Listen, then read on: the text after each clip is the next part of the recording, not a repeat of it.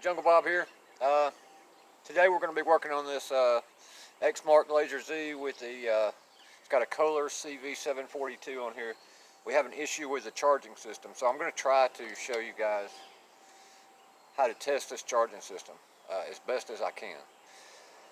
So the battery was run down when we got it in here, so I've already charged the battery.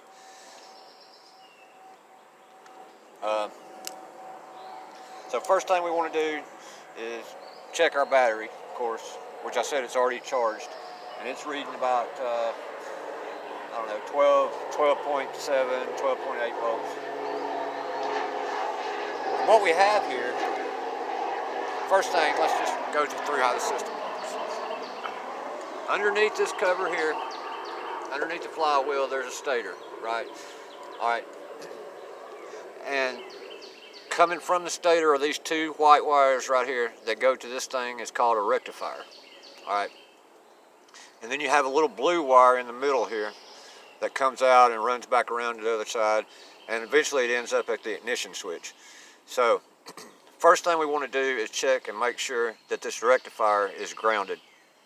And you have this little jumper wire right there. I don't know if you can see it. It goes from here over to here.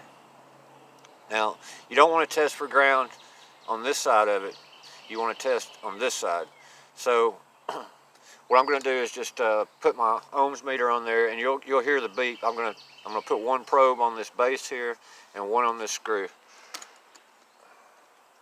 And basically we're just checking for continuity to make sure that it's not broken somewhere in between there. So on the bottom screw and on the base.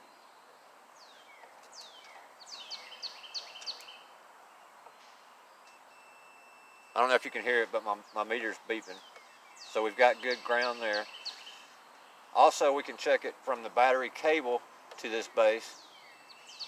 So we've got good ground there. So we know we've got good ground. Okay. So the next thing I want to check is my battery voltage, which is,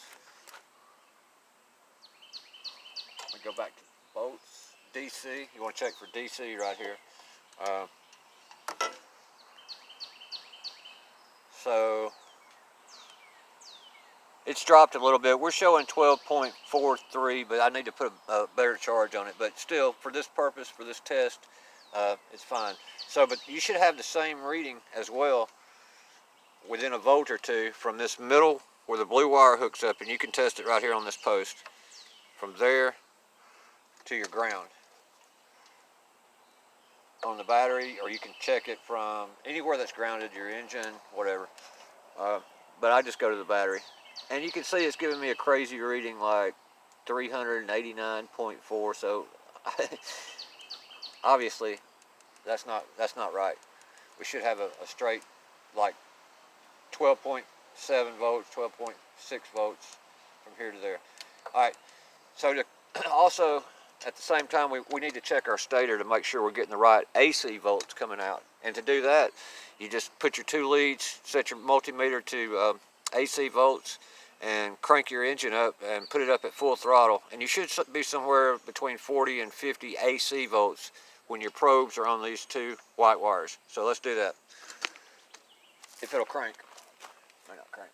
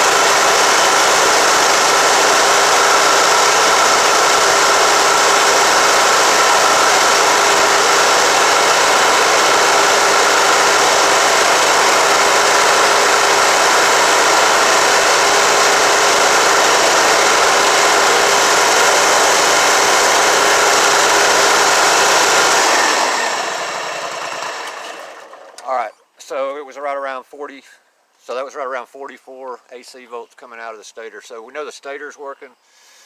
We know we have a good charge on our battery. So our test here with the, we're not getting any voltage, the same voltage from the battery to the rectifier. So that tells, and the rectifier is grounded properly like it should be. So what we have here is a bad rectifier. And so that's what we'll be replacing on this to get the charging system working again. Another quick way you can confirm too that you're, at least that you know you're not getting any charge is, you know, you just put your battery leads on the battery, DC voltage, while the engine's running, and you should see it increasing in voltage. Like it should be going up. You'll notice it on your multimeter charging. But that's how you eliminate to figure out if your stator's bad or if it's your rectifier, voltage regulator, whatever you want to call it. But so we know we've got 45 AC volts coming from the stator, so the stator is perfectly good, it's working fine. But our problem lies in this rectifier. And like I said, you got to check and make sure that rectifier is grounded perfectly the right way, because it could just be corrosion under these screws that's preventing it from getting a good ground. But we eliminated that, and so now our issue is with the rectifier itself. So that's what we'll be replacing on this thing. I hope this kind of helps out. I'm not very good at electrical stuff, but I hope I explained it where people can understand it. Anyway, hope you guys have a great day. Thanks for watching. Please subscribe, leave your comments. Jungle Bob out.